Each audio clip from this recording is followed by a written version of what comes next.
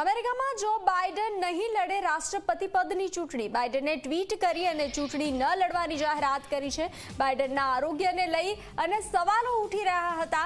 ટ્રમ્પની સામે કમલા હેરિસ ચૂંટણી લડી શકે છે, ચૂંટણી મેદાનમાં ઉતરી શકે છે. તો પાર્ટીના હિતમાં નિર્ણય લીધાની બાઇડનની જાહેરાત સામે આવી છે. બાઇડને ટ્વીટ કરી અને જાહેરાત કરી હતી. તેમના હેલ્થને લઈ, તેમના આરોગ્યને લઈ અને સવાલો ઉઠી રહ્યા હતા. તો અમેરિકામાં જો બાઇડન રાષ્ટ્રપતિ પદની ચૂંટણી નહીં લડે, બાઇડને ટ્વીટ કરી અને ચૂંટણી ન લડવાની જાહેરાત કરી હતી. બાઇડનના આરોગ્યને લઈ અને સવાલો ઉદ્ભવી રહ્યા હતા. ટ્રમ્પની સામે કમલા હેરિસ ચૂંટણી મેદાનમાં ઉતરી શકે છે.